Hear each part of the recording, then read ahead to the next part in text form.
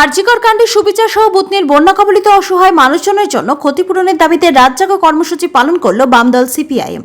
সিপিআইএমের ছাত্র যুব মহিলা কৃষক ক্ষেতমজুর ও শ্রমিক সংগঠনের সদস্যরা মিলিতভাবে মঙ্গলবার সন্ধ্যে থেকে রাত জাগরণ কর্মসূচি পালন করলেন মালদার মানিকচকের মথুরাপুর চৌরঙ্গি মোড়ে।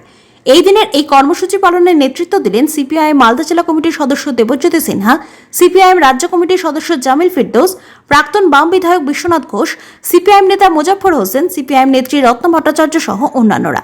তারা সকলেই আরজিকর কাণ্ডের প্রকৃত দোষীদের খুঁজে বার করে তাদের দৃষ্টান্তমূলক শাস্তির দাবিতে সুর চড়ান। সেই সঙ্গে ভুতনির বন্যাকে পূর্ব পরিকল্পিত বন্যা আখ্যা দিয়ে কেন্দ্র রাজ্য দুই সরকারের বিরুদ্ধে সুর চড়ান। ভাঙন এবং বন্যায় ক্ষতিপূরণ ও পুনর্বাসনের দাবি জানান। CI2, AIKS, AI, AWU, AIDWA, UIFI, SFI মানে শ্রমিক, কৃষক, ক্ষেতমজুর, ছাত্র, যুব, মহিলা মানিকচক ব্লক কমিটির আহ্বানে দুটো দাবি নিয়ে অবস্থান করছি। একটা আরজিকরের বিচার চাই, শুধু অবস্থান না, আমরা সারা রাত জাগব এবং আমরা দুদিন জাগার কথা ছিল, কিন্তু যেহেতু জিতাষ্টমী আমরা একদিনের কর্মসূচি নিয়েছি। কাল 10টা অবধি কর্মসূচি চলবে। আরজিকরের বিচার চাই। যেভাবে পুলিশ তথ্য প্রমাণ লোপাট করেছে, স্বাস্থ্য দপ্তরের সমস্ত ডাক্তাররা যুক্ত, আমরা সিবিআইকে বলছি শুধু কান ধরলে হবে না, মাথা ধরতে হবে। যারা যারা যুক্ত তাদের দৃষ্টান্তমূলক শাস্তি দিতে হবে, খুঁজে বের করে। আর রাজ্যের মমতা ব্যানার্জির পুলিশ হচ্ছে যে তথ্য প্রমাণ লোপাট করেছে, এগুলো জানেন আপনারা।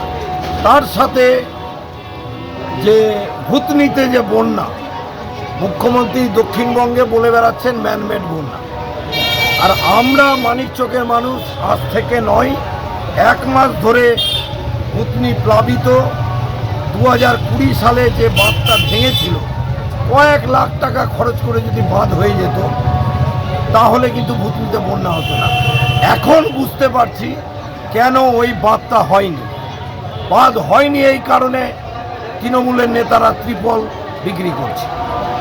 বাঁধ হয়নি এই কারণে যে ওখানে জেনারেটর চালানোর নামে, মেশিন চালানোর নামে প্রতিদিন 1000 লিটার তেল চুরি করছে তৃণমূলের নেতারা। বাঁধ হয়নি এই কারণে এই বন্যাটাকে নিয়ে স্বয়ং যিনি বিধায়িকা আছেন তার নেতৃত্বে এখানে হচ্ছে সমস্ত রকমের দুর্নীতি হচ্ছে, তাকেই তো জবাব দিতে হবে বলে তিনি ভয় পাচ্ছেন, এখন ভুতনি যাচ্ছেন না।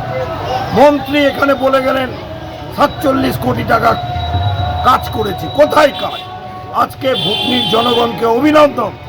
বন্যার মধ্যে ডুবে কোমর জল পেরিয়ে 700-800 মানুষ, তারা আজকে ওই বস্তার বালি দিয়ে যে কাজ করা ইঞ্জিনিয়াররা সব পালিয়েছে। এই আন্দোলনকে কর্নিশ জানায়। আর কেউ যদি কোনো রকমের থ্রেট কালচার করে তাহলে মানিকচকে বৃহত্তর আন্দোলন হবে। আর এই কারণে আমরা বলছি এখানকার ভুতনির বন্যা ওমেন ম্যাড বন্যা। এখানে দক্ষিণ চণ্ডীপুরে লক গেট তৈরি করতে হবে, গদায়ে হাইল্যান্ড করতে হবে।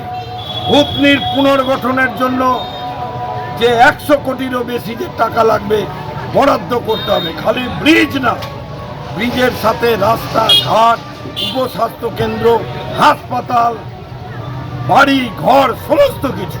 যারা মারা গেছেন, 4 জন আগে 2টো বাচ্চা মারা গেছেন, তাদের পরিবারকে আর্থিক ক্ষতিপূরণ দিতে হবে।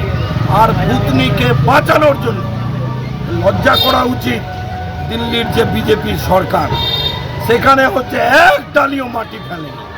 এখানে উত্তর মালদায় সাংসদ আছেন, বড় বড় বক্তৃতা দেন বিজেপি, এক ডালি মাটি ফেলেনি।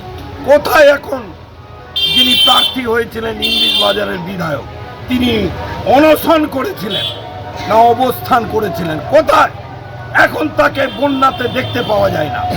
কোথায় তৃণমূলের মন্ত্রীরা? কেউ যাচ্ছে না। মানে ভুতনির মানুষ নেবে, বামপন্থীরা চাঁদা তুলে সামর্থ্য অনুযায়ী সাহায্য করছে।